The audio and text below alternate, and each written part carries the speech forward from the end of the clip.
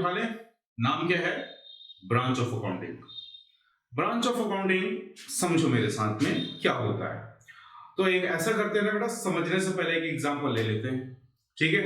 बात करेंगे हमारे अपने शहर भिलाई की। क्या होता है भिलाई में? भिलाई में बनाई जाती है स्टील। बेटा हम लोग फौलादी सिटीजन है। जिस सिटी में फौलाद बनाया जाता है, स्टील बनाया जाता है, हम वहां से बिलोंग करते हैं। मेरी बात को ध्यान से समझना। कैसे बनता है स्टील? वो फैक्ट्री वाले जो है, ठीक है, अपने को अकाउंटिंग पार्ट को समझना है, बराबर। अब मेरी बात को समझना। सबसे पहले हम क्या करते हैं? भिलाई स्टील प्लांट में स्टील बनाते हैं, मैन्युफैक्चर करते हैं, प्रोड्यूस करते हैं। प्रोड्यूस कर लिया, उसके बाद क्या करते हैं बेटा? उसको सेल करते हैं, ठीक है। और सेल करने के लिए और ढेर सारे खर्चे लग जाते हैं, ढेर सारी चीजें हो जाती हैं। फैक्ट्री के लिए ऑफिस भी चाहिए, एम्प्लॉयज चाहिए, रेंट पे करना पड़ सकता है, इलेक्ट्रिसिटी देनी पड़ सकती है, स्टेशनरी, ढेर सारे खर्चे हो जाते हैं, बरोबर। अब सेल करने के बाद हमको क्या अर्न करना है? हमारा मोटिव क्या है? हमारा मोटिव है प्रॉफिट अर्न करना। तो प्रॉफिट हमने अर्न तो कर लिया, अब उस प्रॉफिट का क्या करना है? प्रॉफिट का भी तो कुछ करना है ना। क्या कर सकते हैं? या तो लोगों में बांट सकते हैं, लोगों मतलब इन्वेस्टर में, शेयर होल्डर में उसको बांट सकते हैं, या फिर अपने पास रख सकते हैं जिसको हम रिटेन अर्निंग बोलते हैं, या फिर और क्या कर सकते हैं? प्रॉफिट से एक्सपेंशन कर सकते हैं। और क्या कर सकते हैं? प्रॉफिट से, प्रॉफिट को हम सोशल वर्क में लगा सकते हैं। तो ये सारी चीजें हमारे बीएसपी में ऑलरेडी हो रही हैं, होती हैं, हमेशा से होती है, बरोबर। अब बारी बारी से हमने ना पूरे बीएसपी के वर्किंग को 3 पार्ट में कैटेगराइज कर लिया। पहला पार्ट बोला मैन्युफैक्चर करने का, दूसरा पार्ट बोला सेल करने का, और तीसरा प्रॉफिट से रिलेटेड डिसीजंस लेने का, बरोबर। तो ऐसे ही ना इन्हीं चीजों को कवर अप करने के लिए हम बनाते हैं, हमने डिसाइड किया, हमने डेवलप किया ब्रांच ऑफ अकाउंटिंग। जब हम मैन्युफैक्चर कर रहे हैं, उस टाइम क्या हो रहा है? उस टाइम हमसे ढेर सारे पैसे खर्च हो रहे हैं, क्योंकि यहां पे तो हमने कोई सेल किया नहीं है। तो हम चीजों को जब बना रहे होते हैं तो हमको ढेर सारे खर्चे करने पड़ते हैं उस चीज को प्रोड्यूस करने के लिए, उस चीज को मैन्युफैक्चर करने के लिए। और उस टाइम हमको यूज करना होता है कौन सी accounting? Cost accounting. Cost accounting का मतलब समझो भैया। कॉस्ट अकाउंटिंग का मतलब क्या होता है? कॉस्ट अकाउंटिंग वो अकाउंटिंग है जो किसी चीज की प्रोडक्शन की कॉस्ट निकालती है। लागत पता करने की अकाउंटिंग, खर्चा कितना लगा, कॉस्ट कितना लगा, इस बात को कंफर्म करने के लिए जो अकाउंटिंग अपनाई जाती है, क्या बोलेंगे? Cost accounting. बात समझ में आ गई? बरोबर, हाँ या ना? ठीक। अब कॉस्ट अकाउंटिंग के बाद क्या समझना है? Financial accounting. भैया हमने क्या बोला था? यहाँ पे क्या किया जाता है? सेल परचेज भी होता है, ठीक है, ढेर सारे खर्चे भी होते हैं, फाइनेंशियल खर्चे होते हैं बेटा, ठीक। तो सेल परचेज करना, फाइनेंशियल खर्चे करना, फाइनेंस से रिलेटेड ढेर सारी चीजें उसमें अप्लाई करना, इन सारी चीजों को भी तो एक जगह रिकॉर्ड किया जाता होगा, है कि नहीं? उनका भी तो हिसाब चाहिए ना हमको। तो वो सारे जो हिसाब हम लगा रहे हैं, वो सारी चीजें जो रिकॉर्डिंग कर रहे हैं, उसको हम बोलेंगे फाइनेंशियल अकाउंटिंग, बरोबर। अब आगे आते हैं, अगला मैनेजमेंट। मैंने कुछ देर पहले क्या बोला था? मैंने बोला था प्रॉफिट हुआ, प्रॉफिट का करना क्या है बेटा? ये हम डिसाइड करते हैं या बीएसपी भिलाई स्टील प्लांट का मैनेजमेंट डिसाइड करता होगा? मैनेजमेंट डिसाइड करता होगा। यूं ही कर लेता होगा? सोचो जरा, यूं ही कर लेता होगा? बिल्कुल नहीं। उसको कोई डेटा चाहिए, उसको रिकॉर्ड्स चाहिए, है ना? उसको कोई ना कोई कैलकुलेशन करना है, अकाउंटिंग को अपनाना है। तो मैनेजमेंट को हेल्प करने के लिए, मैनेजमेंट को असिस्ट करने के लिए एक और ब्रांच ऑफ अकाउंटिंग बनाया गया, जिसको हमने बोला क्या बोला? Management accounting. बात समझ में आ गई? ठीक है।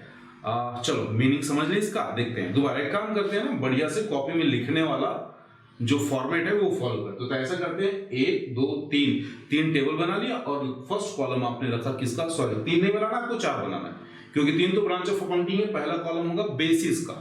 किसका कॉलम होगा? बेसिस का। तो बेसिस में सबसे पहली चीज अपन समझेंगे मीनिंग।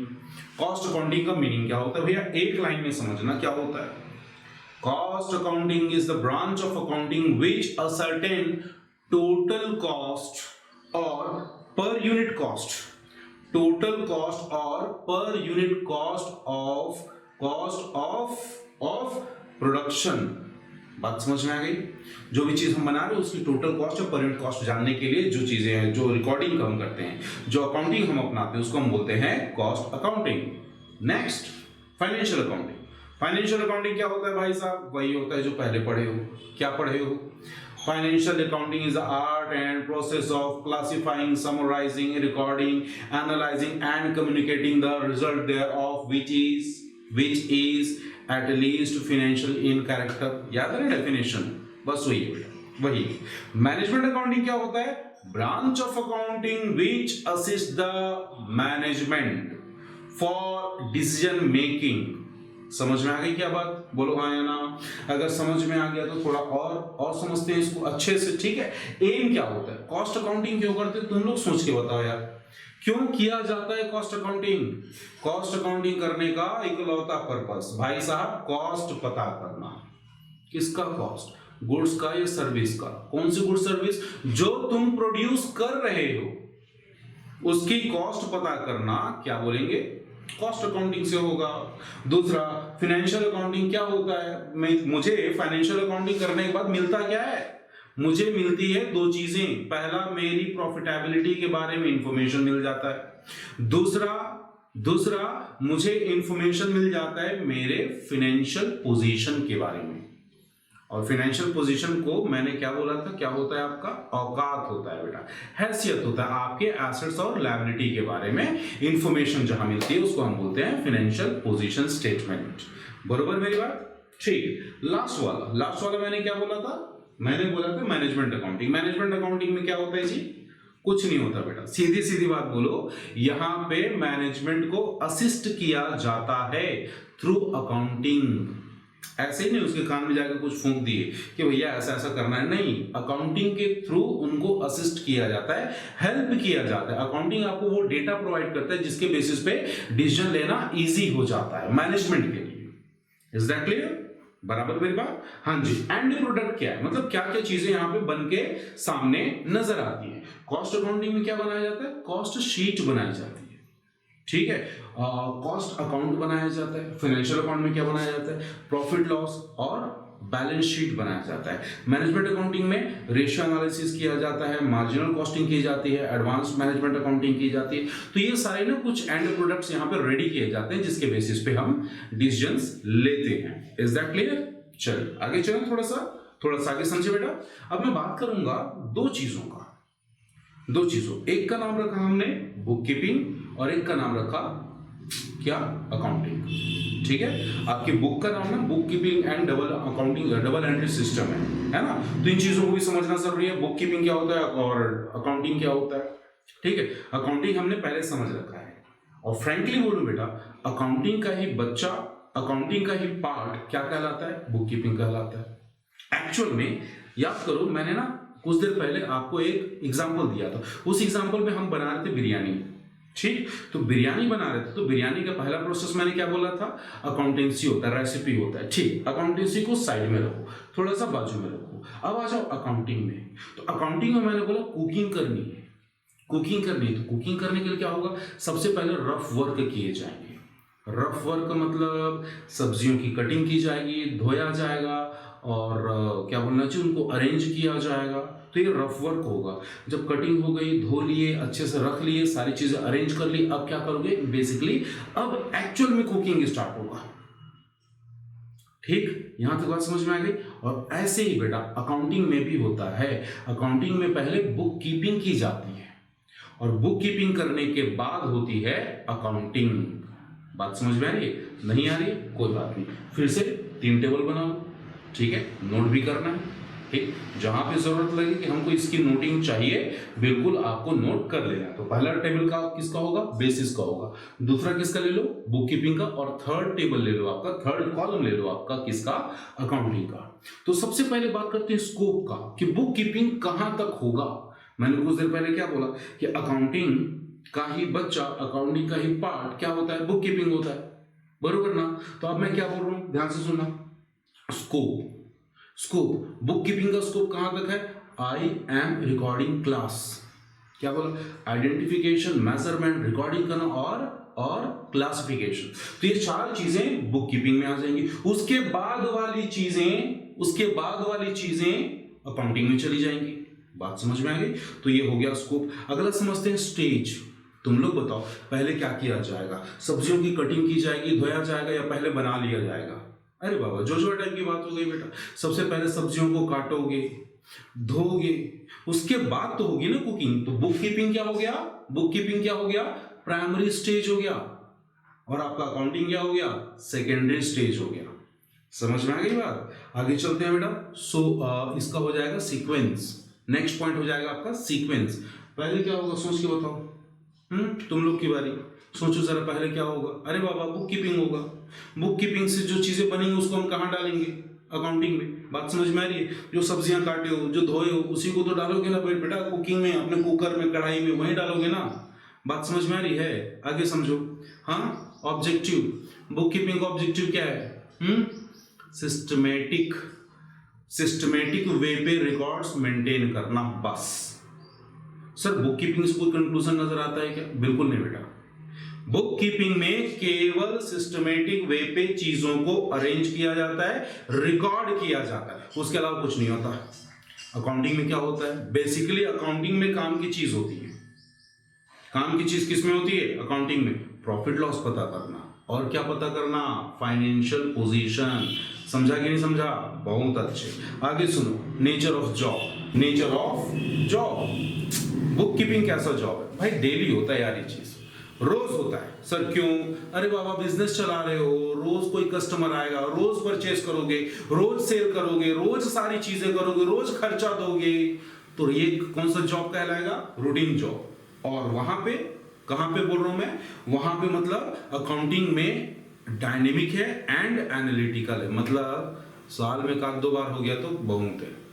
और नॉर्मली बेटा हर बिजनेस अपना प्रॉफिट लॉस ईयर में वन टाइम कैलकुलेट करता है, ईयर के एंड में। ईयर के एंड में। बात समझ में आ गई? बोलो हाँ या ना। अगर यहां तक समझ में आ गई बेटा तो एक चीज और बताओ, मुझे स्पेशल स्किल वाले बंदे किस में चाहिए होंगे? बुक कीपिंग में चाहिए होंगे या अकाउंटिंग में चाहिए होंगे? सीधा सा आंसर है बेटा, बुक कीपिंग के लिए स्पेशल स्किल की जरूरत ही नहीं है। बेटा बताओ सर, सब्जी काटने के लिए, सब्जियों को धोने के लिए क्या हमको एक प्रॉपर क्वालिफाइड शेफ की जरूरत है? नहीं है, वो तो हमारे घर का छोटू भी कर देगा। बोलो हाँ या ना। जूनियर स्टाफ बुक कीपिंग काम को अंजाम देता है, जबकि जो सीनियर है, स्पेशल स्किल वाला बंदा है, वो अकाउंटिंग के काम को अंजाम देगा। बात समझ में आ गई? बोलिए हाँ या ना। अगर यहां तक समझ में आ गई तो एक चीज और डिस्कस कर लेते हैं, अपन देख लेंगे एक बार। Is that clear? चलो जी, अब बात करते हैं मेरे बच्चे अकाउंटिंग के ऑब्जेक्टिव का। अकाउंटिंग का ऑब्जेक्टिव क्या? पहला, सबसे पहला, अब मैं अकाउंटिंग बोल रहा हूं ना, इसका मतलब उसमें बुक कीपिंग भी आ चुका है। जब मैं अकाउंटिंग बोलूंगा तो अकाउंटिंग का मतलब, अकाउंटिंग के अंदर हम बुक कीपिंग को कवर अप करके बात करेंगे, ठीक है। लेकिन जब क्वेश्चन आ गया कि भाई अकाउंटिंग एंड बुक कीपिंग में डिफरेंस क्या है, वहां पे आपको बुक कीपिंग को अलग रख के बात करनी है। बरोबर? समझते हैं। पहली चीज, मेंटेनेंस ऑफ रिकॉर्ड्स। अकाउंटिंग क्यों करते हैं? ऑब्जेक्टिव क्या है? रिकॉर्ड्स को मेंटेन करने का। दूसरा, और क्या ऑब्जेक्टिव है? प्रॉफिट लॉस पता करना है। और क्या ऑब्जेक्टिव है? अपनी फाइनेंशियल पोजीशन पता करनी है। और क्या ऑब्जेक्टिव है? मैनेजमेंट को हेल्प करना है। कुछ याद आया? इसके लिए कुछ अकाउंटिंग फॉलो किए थे बेटा। अगर मैनेजमेंट को हेल्प करने के लिए कोई अकाउंटिंग पूछे कि कौन सी अकाउंटिंग की जाएगी, आंसर क्या होगा? आंसर होगा मैनेजमेंट अकाउंटिंग। और last one is protecting business assets. Business assets को इससे प्रोटेक्ट किया जा सकता है। कैसे? जब आपके पास ना आपके ही एसेट्स के सारे रिकॉर्ड्स होंगे तो आप आसानी से पता कर लोगे कि कौन से एसेट्स गुम गए, कौन से चोरी हो गए, और कौन से लॉस में चले गए, और कौन सा एसेट्स आपने नया खरीदा है। तो इसका मतलब क्या होगा? आपके पास ईयर के एंड में पूरा हिसाब होगा कि आपके पास एसेट्स क्या क्या हैं और क्या क्या थे। आसानी से कंपेयर कर लोगे। लास्ट ईयर का अकाउंट उठा लो, इस साल का अकाउंट उठा लो, दोनों को क्रॉस चेक कर लो कि भैया लास्ट ईयर हमारे पास ये एसेट्स था, इस साल नजर नहीं आ रहा, क्यों नजर नहीं आ रहा। इस तरह से आप प्रोटेक्ट कर पाओगे। बात समझ में आ गई? Is that clear? वैसे ही ना एडवांटेज भी पढ़ेंगे इसके साथ। एडवांटेज भी काफी हद तक काफी हद तक ऑब्जेक्टिव से सिमिलर है। हाँ जी, बात करेंगे एडवांटेज ऑफ अकाउंटिंग का। ठीक, ये आपका अगला टॉपिक है। इसमें देखते हैं सबसे पहला एडवांटेज क्या होता है। सबसे पहला एडवांटेज तो बेटा ये है कि हमको सिस्टमैटिक रिकॉर्ड मिल जाती है। सेकंड एडवांटेज इसका क्या है, हम मैनेजमेंट को आसानी से हेल्प कर सकते हैं। मैंने ना इसके लिए आपके वो एक अकाउंटिंग का ब्रांच बताया था, याद दिलाओ ब्रांच क्या है बेटा। ब्रांच का नाम था मैनेजमेंट अकाउंटिंग। नेक्स्ट देखेंगे जरा, ये हमको ना कंपैरेटिव स्टडी में हेल्प करता है, फैसिलिटेट करता है। कंपैरेटिव स्टडी कैसे, सिंपल सी बात है, मेरी कंपनी, मेरा बिजनेस, मेरा ऑर्गेनाइजेशन ने अपनी अकाउंटिंग बनाई, पता चल गया कि मैंने कितना प्रॉफिट अर्न किया है और मेरा फाइनेंशियल पोजीशन क्या है, यह भी मुझे पता चल गया। वैसे ही एक और कंपनी, एक और ऑर्गेनाइजेशन, एक और बिजनेस ने अपने अकाउंट्स बनाए। अब मैं अपना बैलेंस शीट उठाऊंगा, उसका बैलेंस शीट उठाऊंगा, आसानी से कंपेयर कर लूंगा। बात समझ में आ रही है। और अगर मान लो मैंने या उसने अकाउंटिंग नहीं किया है, तो भैया कंपैरिजन होगा किसका, हमारे पास तो कोई चीज है ही नहीं कंपेयर करने के लिए। तो जब कंपेयर करने के लिए नहीं होगा तो कंपैरिजन पॉसिबल नहीं है। नेक्स्ट पॉइंट देखेंगे जरा बेटा, ये क्या आता है, facilitate in settlement of tax liability. Facilitate in settlement of tax liability, यहां क्या होता है, सिंपल सी बात, टैक्स किस पे वसूला जाता है। अगर आप बिजनेस चला रहे हैं तो टैक्स किस पे वसूला जाएगा, टैक्स आपके प्रॉफिट पे वसूला जाएगा। और प्रॉफिट कैसे आएगा जरा सोच के बताओ। प्रॉफिट तो बेटा अकाउंट्स बनाने के बाद ही आएगा ना। हाँ, जब आप अकाउंटिंग करोगे तो प्रॉफिट पता चलेगा प्रॉफिट एंड लॉस अकाउंट से। तो जब तक प्रॉफिट पता ना चल जाए तब तक आप अपने टैक्स को कंफर्म नहीं कर सकते। नेक्स्ट है बेटा detection of fraud and errors. Accounting का सबसे बड़ा, या बोलो बहुत ज्यादा इंपॉर्टेंट है, किस बात पे, हम इससे आसानी से ना गलतियों को पकड़ सकते हैं कि कहां पे गड़बड़ चल रहा है। ठीक है, जो बड़े बिजनेसमैन होते हैं वो कभी भी फिजिकली विजिट नहीं करते कि कहां पे गलतियां हो रही, क्या हो रही, वो बस अकाउंट्स को चेक करते हैं। जिसको प्रॉपर नॉलेज है वो बस अकाउंट्स को देख के बता सकता है कि कहां पे गलती हुई है, कहां पे फ्रॉड चल रहा है, कहां पे एरर है। और फाइनली इसके एक और फायदा ये है कि हम अपने बिजनेस को सेल करने के लिए ये हमारे लिए काफी हेल्पफुल हो जाता है। कैसे, जब हमको अपना ना अकाउंटिंग करने के बाद बैलेंस शीट पता चलता है, फाइनेंशियल पोजीशन पता चलती है, तब जाके हमको अपनी बिजनेस की एक्चुअल वैल्यू पता चलती है कि हमारे बिजनेस में कितना प्रॉफिट या फिर मतलब हमारा फाइनेंशियल पोजीशन क्या है, और आसानी से हम उसको सेल आउट कर सकते हैं। यहां तक हो गई आपके एडवांटेज की बात।